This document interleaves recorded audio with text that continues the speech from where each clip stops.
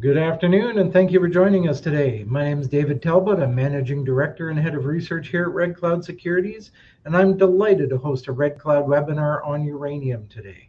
We are going to hear from Blue Sky Uranium VP Exploration and Development, Guillermo Pensado. I'm sorry, I even practiced that. Now, during today's webinar, he will provide an overview and outlook. Then we will take some questions. We'll type your questions into the chat box at any time, and we'll get to as many as we can. Now, during this Blue Sky webinar, forward-looking statements may be made. I direct listeners to the forward-looking statements outlined on page 2 of its corporate presentation. That can be found on the company's website, blueskyuranium.com. For Red Cloud Securities, I'd highlight this webinar is for information purposes only. It should not be considered a solicitation or recommendation to buy or sell securities. We note this call does not consider the particular situation or needs of individual investors. Participants should rely on their own investigation and seek their own professional advice before investing.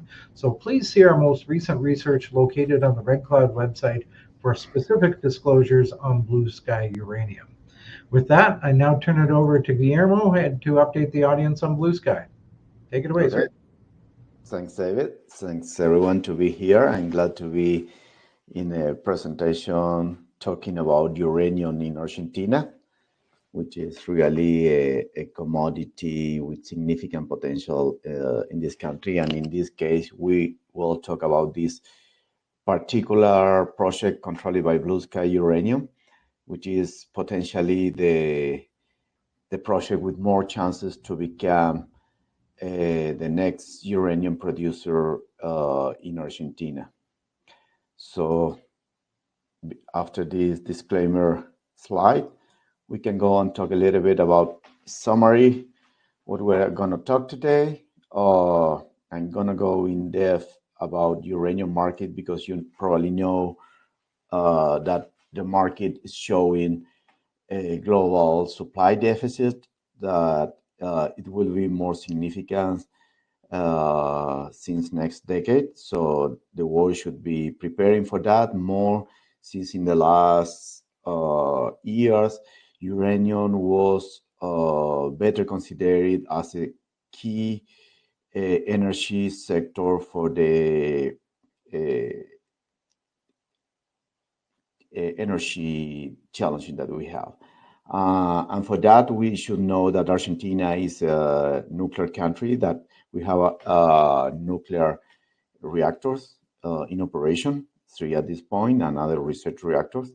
And in this environment, we are actually importing 100% of the uranium, so that it's something that we should recuperate, because Argentina used to be self-supplied in the past, but we want to recuperate. And as I already mentioned, Amarillo Grande, with its first deposit, IVANA deposit, could be in that way going. And with this initial PA, or this PA completed a few months ago, showing that we have potentiality to have an operation to produce about 70 million pounds uranium and vanadium as a credit. Both, as I mentioned, are already or 100% imported in Argentina. So we have market in Argentina as well as the chances to be exporting. But this is not all. This is just the initial deposit of an entire district that we discovered 15 years ago, and where we were developing exploration strategies until we defined this first discovery, IVANA. But we have potentiality to identify other deposits that are common in this kind of environment. Talking about the company, Amarillo Grande is certainly our principal project. Is the big yellow blob in the upper light blue province, Rio Negro province in the Patagonia of Argentina. We also have projects in Chubut province. And in total, we control more than 400,000 hectares, 100% controlled by Blue Sky Uranium. About the Grosso Group, Grosso Group is a managing company that operates 3 companies in Argentina today, and it has been operating in the country for the last 3 decades with significant record of discovery with the different companies, 4 by now, including the actually producing gold, Guacamayo mine in San Juan province. They still waiting for development Navidad project, a huge silver deposit in Chubut province. They're actually producing a lead, zinc, silver mine Chinchillas. The 3 of them now operated by other companies, not by any of the Grosso Group. And finally, the last discovery done back in 2017 is San Mauricio Grande with its Ivana deposit that we're going to talk today. We should say that we could achieve all those goals because we have a team that really understand how to operate in the country, how to work with the local community, how to work with the local politicians, and how things should be done in the best with the best practices as we can do. Our team, I should mention our founder and mentor, Joe Grosso, who was the one that had the vision to develop mining in Argentina just when Argentina was starting a new cycle in the mining sector of Argentina. Always followed by Nicolas Cacos, actually our CEO, and David Terry, a director and technical advisor. And from the technical point of view, I'm helping to them since, I guess, 7 years now. And Jorge Berizo, who did the discovery of this new district with significant experience in uranium exploration in Argentina. Talking rapidly about uranium, good to know that the total production by 2022, was mainly coming from Kazakhstan, 43 of that in an environment with geological similarities to Mauricio Grande. The difference that they produce from in situ recovery. Meanwhile, at this point, we are only looking for a traditional open pit operation, but trying to be as low operating producer as they are in Kazakhstan, and that was our goal in the beginning, trying to achieve that goal. Argentina, as I mentioned, it's one of the countries that may provide some of the uranium of this supply gap that we are seeing, that, as I mentioned before, since the 2030, we will see that going to be more challenges to be providing uranium into the market in a world that it's increasing their nuclear capacity to produce clean energy. So that is a good scenario for the uranium market in general. And this is helping, and we are seeing the result of that on the uranium price. We can see in the last year how the uranium improved the spot price and the long-term contract prices used due to that general scenario for the market. And in Argentina, in particular, we are actually consuming almost 500,000 pounds per year. And because we acquired from different countries since the end of the 90s, we are paying what we can consider like high prices today, and when we could be producing uranium in our own country. Something that not many people realize is that Argentina is a nuclear country, one of the countries with more capacity in the development of this technology. We have 3 nuclear power plants in operation and 6 research reactors, but we have also a pilot uranium enrichment plant, and we have heavy water plant.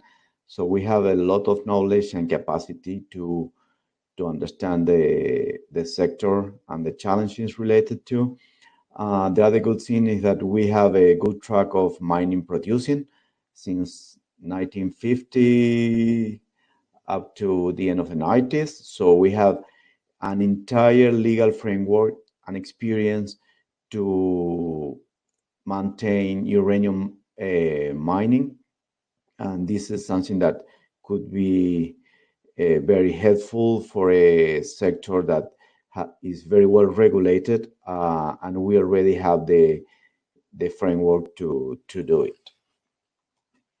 Going straight into the technical section, we will talk about this project. In fact, is an entire uranium district.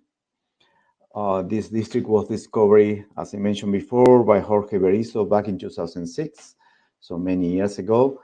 And this is what happened when you go into new land and have new discoveries, and your learning curve will take you time until you realize the potentiality of the area where you are.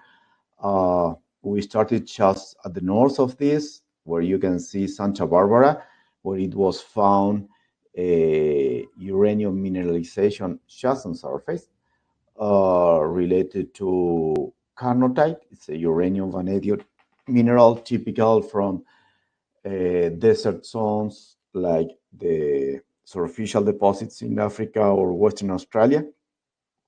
That discovery led to launch an intensive exploration program with airborne radiometric surveys, and we initially found the ANIT target, as you can see in the central part of the map. This is a long anomaly, 15-kilometer long anomaly related to superficial mineralization, just in the first 2-3 meters from surface. But we continued exploration or the prospecting the area. We did another huge radiometric survey that led to find this corridor of more than 140 kilometers where you can find a uranium mineralization all along that corridor. But what we found is, well, to the south, all this significant area that from the geological point of view caught our attention, and is where we concentrate our efforts. And we start to define what was telling to us all that mineralization on surface. What we finally found was a deposit, Ivana deposit in 2017, where we understood immediately that it could represent a potential stay-alone developing project.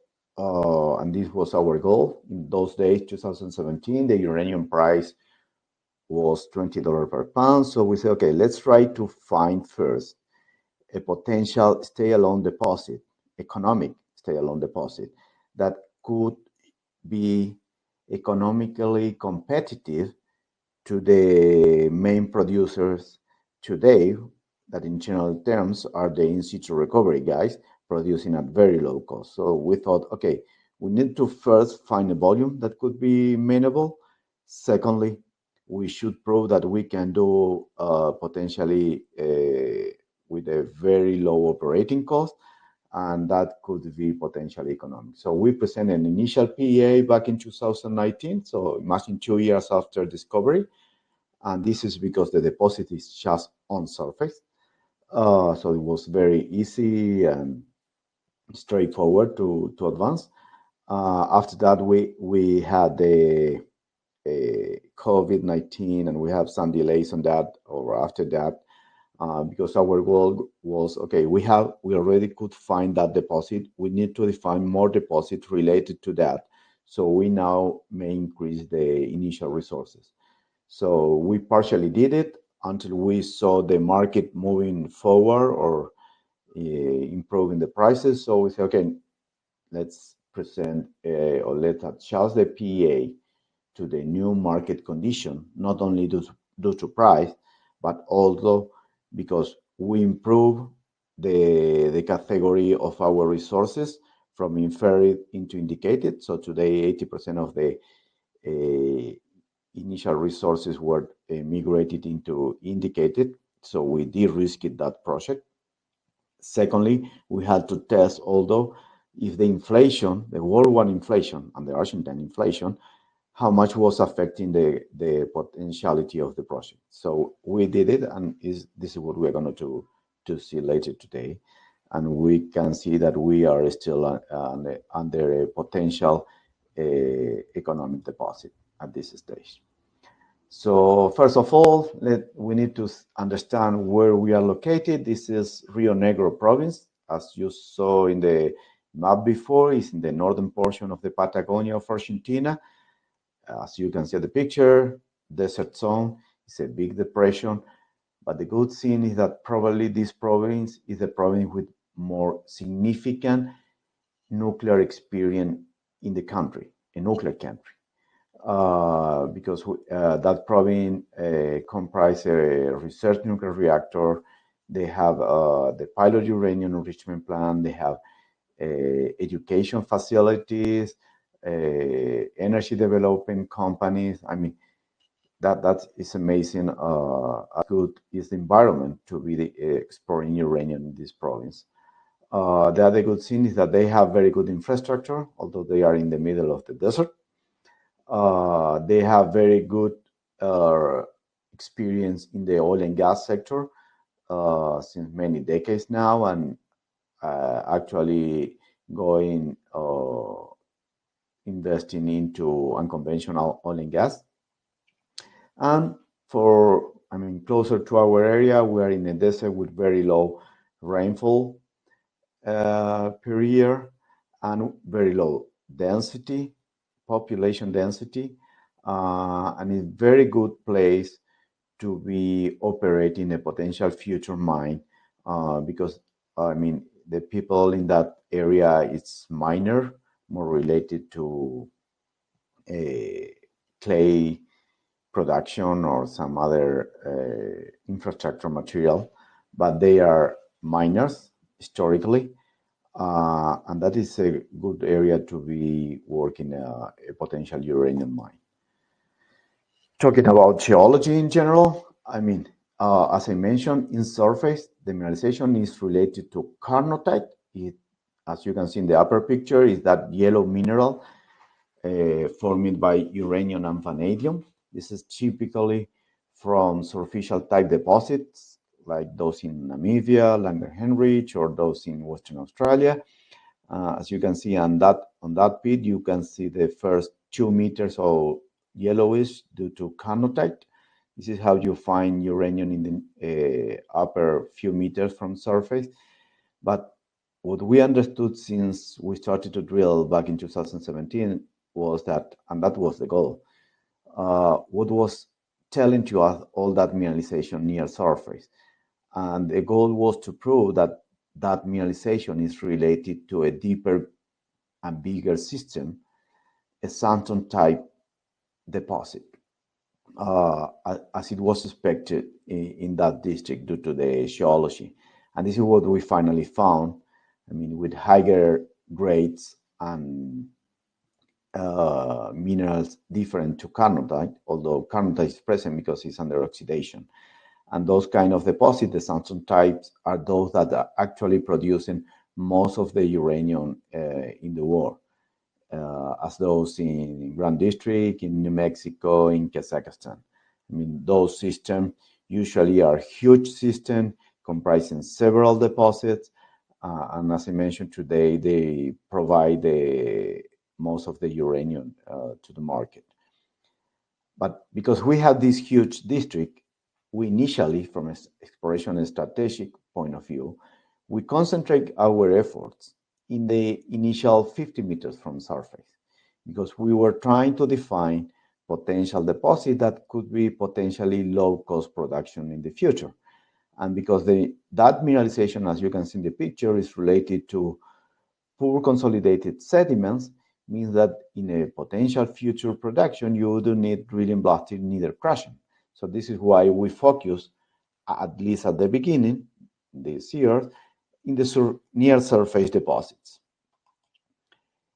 And as I was just mentioning, I mean, this is a map of comparing at the right the Amarillo Grande district, 140 kilometers long district, with the district in Kazakhstan where most of the uranium is being produced today. And we have many geological similarities. And you can see the small, tiny yellow star there represent actually producing mines. And this is what you can finally find. If you go to Colorado or New Mexico, it's the same. You can find different or several deposits in the same district due to the type of mineralization. Sorry for me. So when we concentrate our effort in the discovery zone, we went rapidly into resource estimation. At this point, we already did 3 resource estimation. And the last one was, as I also mentioned, trying to upgrade initial inferred resources into indicated.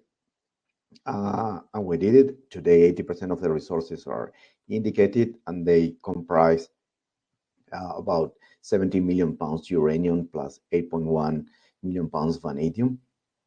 And we have some other resources as inferred that we are expecting to upgrade in the near infill drillings. This is how you see the deposit in the plant in the map. As you can see, the dark zone there represent the deeper zone of the system. And what I say deeper zone means between 6 and 25 meters in depth. And that is related to the primary mineralization, the sandstone type mineralization. And the light brown zone, or brownish color or yellowish, are related to the upper 5-7 meters from the surface, and usually related to the more superficial type mineralization, and in general terms with lower uranium grade but higher vanadium grade. So this is how it looks. It's more than 3 kilometers long, a corridor mineralized that in a wide can move from 200 to 500 meters wide, and the thickness between 20-25 meters in general terms. So once we define this initial deposit that could be potentially economic, we had to prove that we could recuperate that uranium, and due to the type of mineralization, as you could see in the picture, it was defined with Chuck Edward, our consultant in very well-known person in the industry, a simple 2-stage processing methodology. The first one is trying to separate from that poor consolidated sediment, where you have in the very fine material most of the uranium mineralization, but although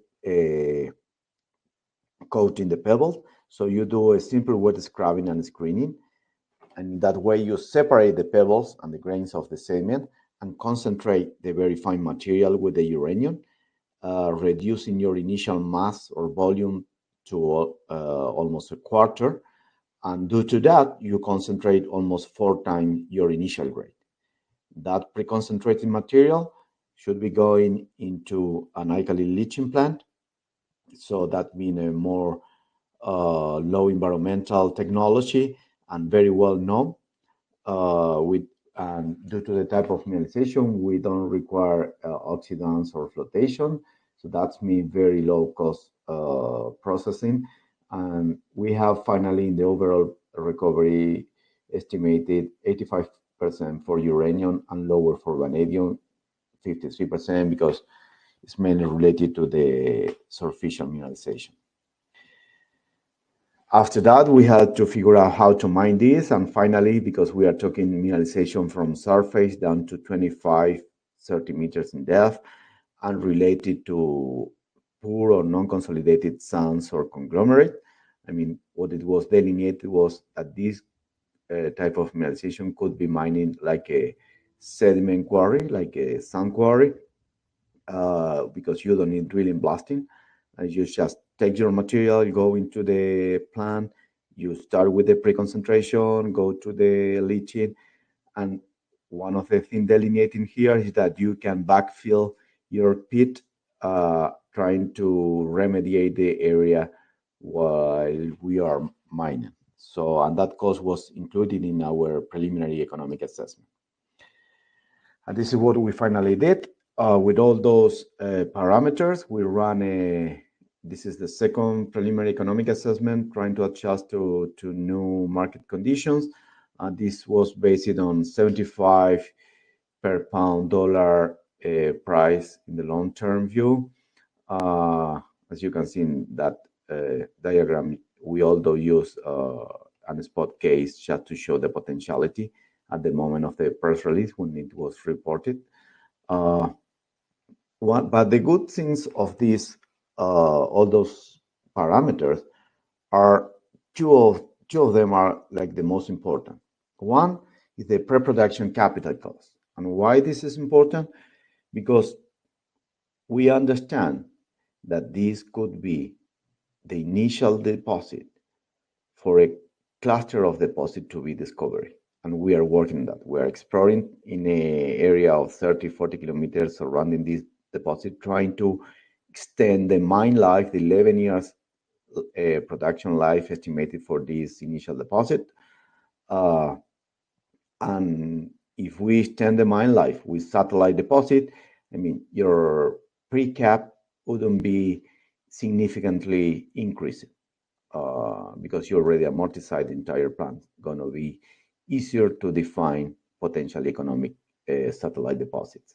The other good thing here was trying to define how much it was potentially cost to produce that uranium. And if you see the all-included cost, including sustaining costs, that in this case means although remediation, you are close to $25 per pound. That is potentially located in the actual first quartile of production in the world. So that means that this is a strong economic potential at this stage deposit that could be moving into production and be competitive in the market.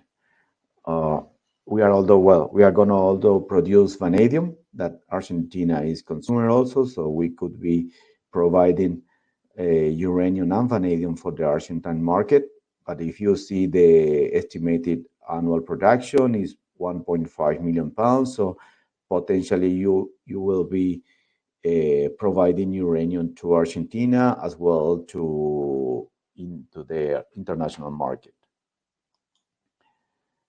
And this is the Ivana deposit that we are actually moving forward into PFS, or we already started. We are now delineating more metallurgical studies and how to move all the inferred resources into indicated and trying to improve the category into measure if possible for the initial few years of production. So we are delineating all that program, but although continuing with the exploration in the areas named as 2, 3, 4, and 5, where 1 is the Ivana deposit itself.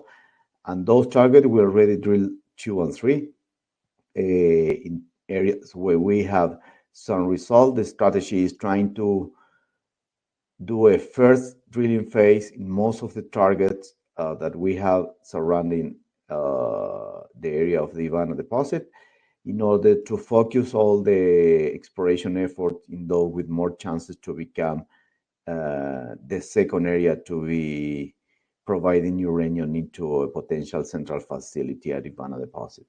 So we are actually expecting to be drilling 4 and 5. They are Cuatro and Ivana East targets, and delineated some other targets in this zone. And as you can see, there are some other targets that we could recognize along the many years prospecting the district, 6, 7, 8, like as an example. But today we are not considering those as priority. We are focusing the southern sector, trying to develop a cluster of deposit close to the Ivana potential future production center.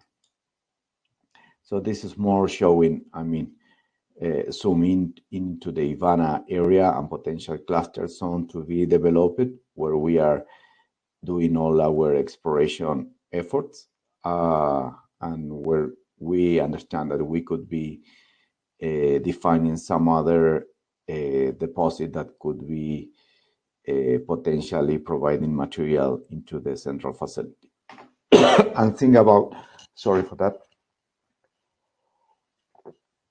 Imagine that, because I mentioned the two stages for the production, what we are considering is the chance that the first stage, that was the pre-concentration, we can do with a mobile plant at the site of the deposit and just moving the pre-concentrated material into the central facility. So that could be, from the economic and business point of view, a very key point to be considering. So in general terms, the highlights, we have 80% of the resources actually as indicated. So we were working, de-risking this project, trying to improve the economic assessment of the project itself.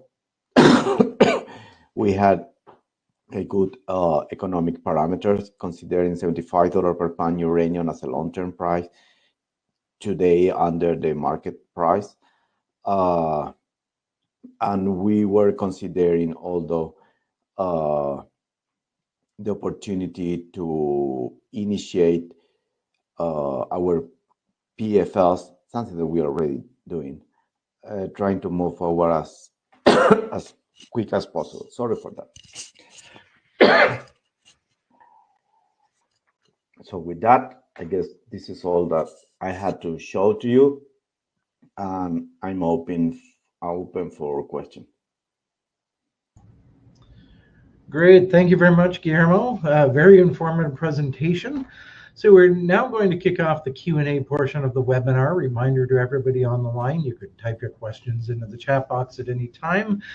We've got quite a few questions already here. So I guess let's start off countrywide. You know, Argentina, it's a nuclear country. Do you believe its uranium requirements are going to be rising in the next few years? Is the country really hungry for uranium, domestic uranium? Yes, Argentina is actually building our own small modular reactor. Not going to be increasing significantly, but it's going to be increasing the requirements. Sorry for that, I got a call.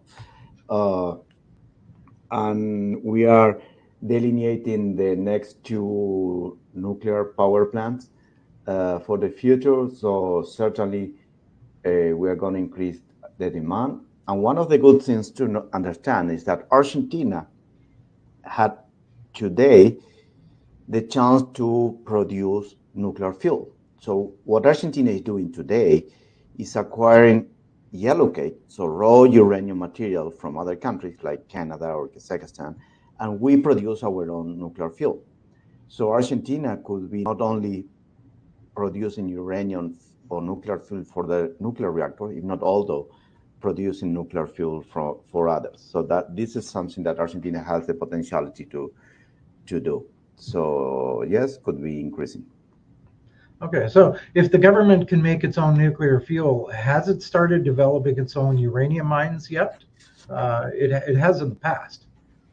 Well, the federal government had a control all the nuclear or uranium mines until today, because until 1993, the federal government was the only one with permit to do it. That was modified back in 1993. And at that point, Argentina had closed all the small uranium mines, we can say, and they focused in one producing mine in Mendoza, Sierra Pintada, and developing a project in Chubut. And they are big deposits.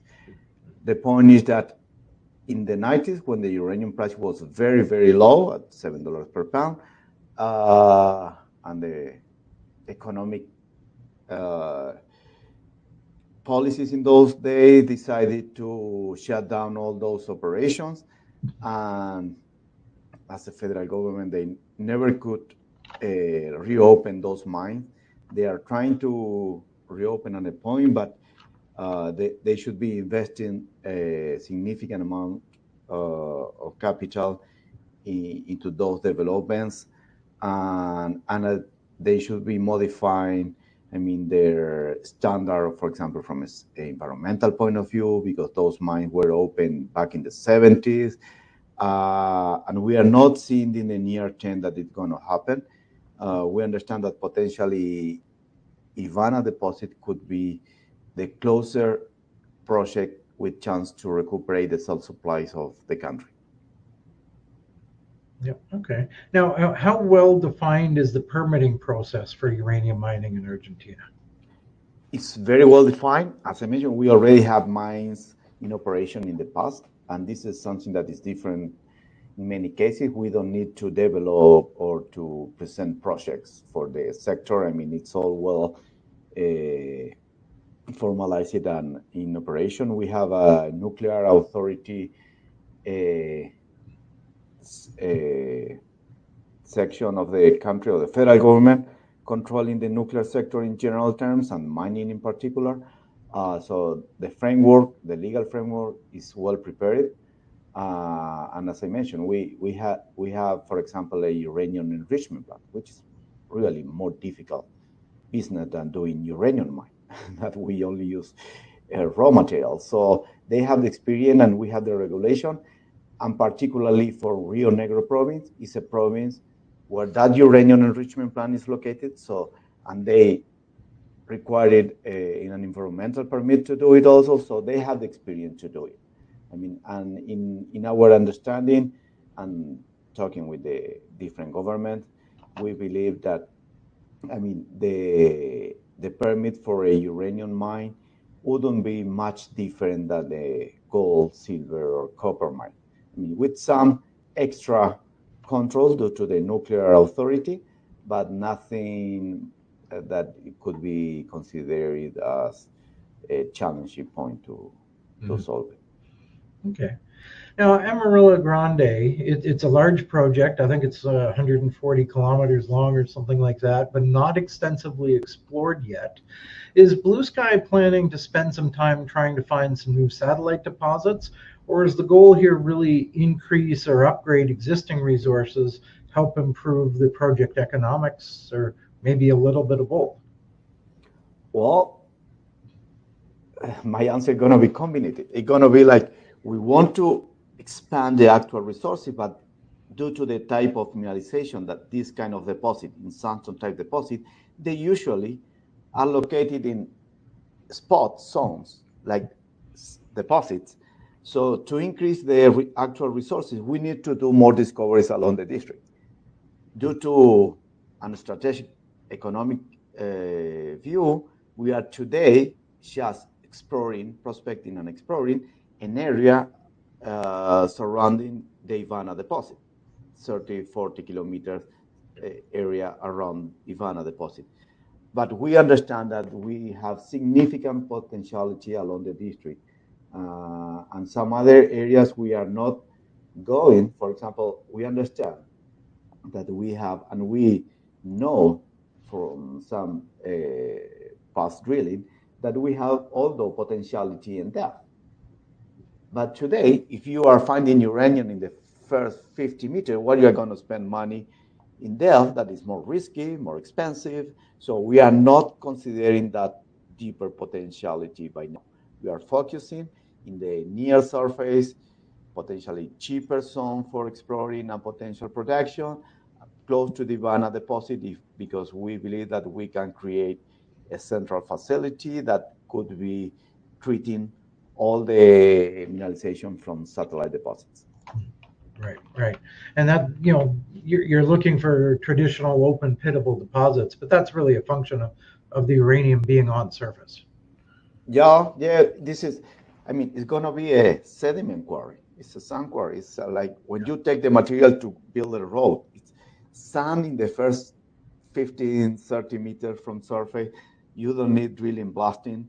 So that's going to very straightforward production. And due to that, you can also work very well from the environmental point of view, and do your remediation while you are doing, because your operating cost is so low that you can be doing a very good work trying to leave all your zone as much as possible when we did the discovery. Mhm. And with the main mineral being carnotite, hence it's got uranium plus vanadium, what does the occurrence of vanadium do to your project economics? Today, not significant. I mean, with $7.5 per pound that we use it for the PEA, that represents less than 5% of the cash flow for the deposit.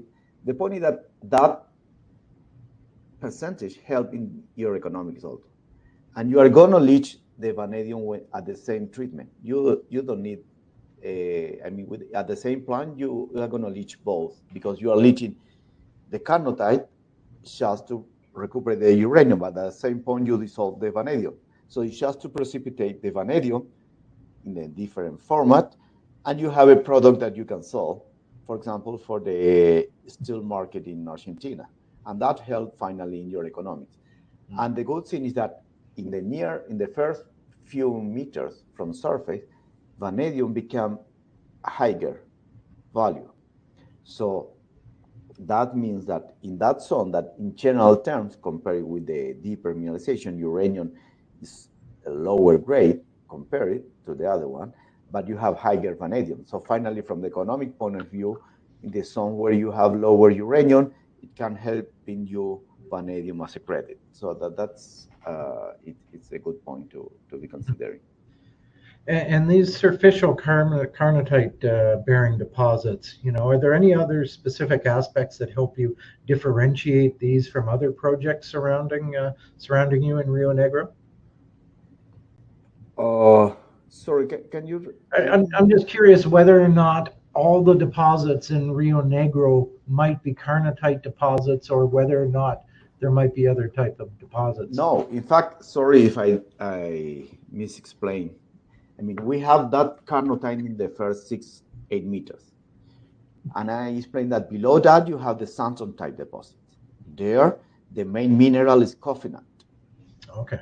The point is that that mineral that is more common in sandstone type deposit, like a little bit of uraninite, because we are near surface, all of that mineral, primary mineralization, is under oxidation processing.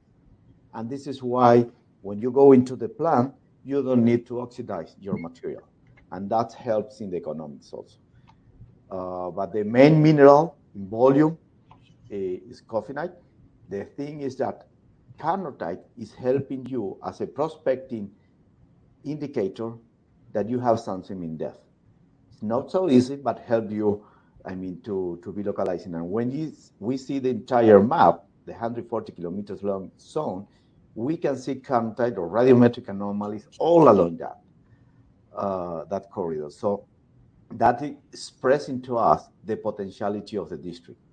That means that, when you see those districts like those in Kazakhstan or United States, took decades and they are continue exploring. But until to Kazakhstan have today 9 mines in operation, it took like 3-4 decades. But this is the type of geological model that we are considering, that it's something that it will be providing deposits all along the district and at different levels. But as I mentioned, today we need to try to start with a potential economic deposit, and this is why we focus into Ivana. Right. Okay. When do you plan to start drilling again, and how easy is it going to be to access some of the areas that you need to get to? We are planning to do an infill, trying to upgrade all the inferred into indicated at least, and if possible, move some of them into measure at least in the core zone for the potential feasibility study. But today, at least for the PFS, trying to move 100% into indicated, and this is going to be later this year. We are actually viewing different option of investment to do that that PFS, and as I mentioned in general, I mean, the depth of that, I mean, is an infill, and we are drilling very short holes. If you take the entire project today, the Ivana deposit, our average depth is 15 meters. So that is very quick, I mean, and very low cost to do it. And at the same point, we are developing targets for drilling. We already have 2 ready for drilling. The Ivana is 10 kilometers to the east, and Cuatro, like 25 kilometers to the southwest. They are ready for drilling. We are waiting for the financing phase for that. And at the meanwhile, doing field work, developing new targets for drilling. So probably we are going to develop at least other 2 or 3 targets. We want to initially prospect all of them with drilling, and after that, be sure where we are going to focus all our efforts for where we believe that could be a new discovery. Right. So when do you plan to start working on that pre-feasibility study? Sorry. We are already working on that, really. Not on the field with drilling, but we are now delineating the new metallurgical study that we want to run at different scale and different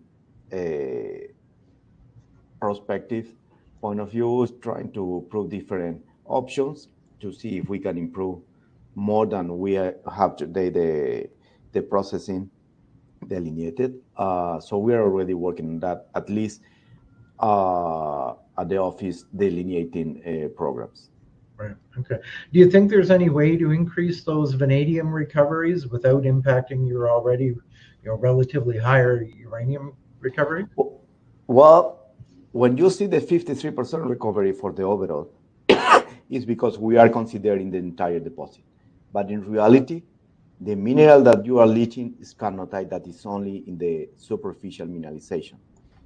We want just to separate those type of mineralization to show how probably when you see vanadium in that sector, we will see much higher recovery than those with the primary mineralization, because you don't have carnotite or very low carnotite in depth.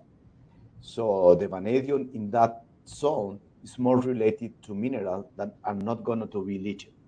Right. So this is why we are seeing lower vanadium recovery compared to uranium, but it's because uranium is leaching all along the deposit, and vanadium is related to carnotite in the upper part of the deposit. Okay. Now the grades are sort of modest here. I wouldn't call them high. I wouldn't call them low, considering the type of deposit you're looking at. But the mineralization does have the ability to be beneficiated. Now, can you maybe explain how you might be able to do that? Well, we understand 0.039 is low grade compared if you compare with some Canadian deposit or something like that. But finally, what you need is to see how economic is to recuperate the uranium. And in this case, it's very low exploration cost and it was lower discovery cost until now. And in production, because as I mentioned, this mineralization is related to salty or poor consolidated sediments. Most of the uranium is in the very fine material, very, very fine material between the grades. The other uranium is caught in the pebbles due to the remobilization of the deposit. Because of that, you just screen in the material and scrubbing to separate that uranium in the pebbles. You pre-concentrate, you benefit that mineralization, and you reduce your initial volume to a quarter, because you only are concentrating the very fine materials, separating the pebbles and the grains and everything with almost no uranium, probably some little bit in the coatings that you may lose, but due to the test, we recuperate almost 90% of the uranium and vanadium. Mm-hmm. And that pre-concentrated material, because we concentrate only the fine material, now you have a grade almost 4 times your initial grade.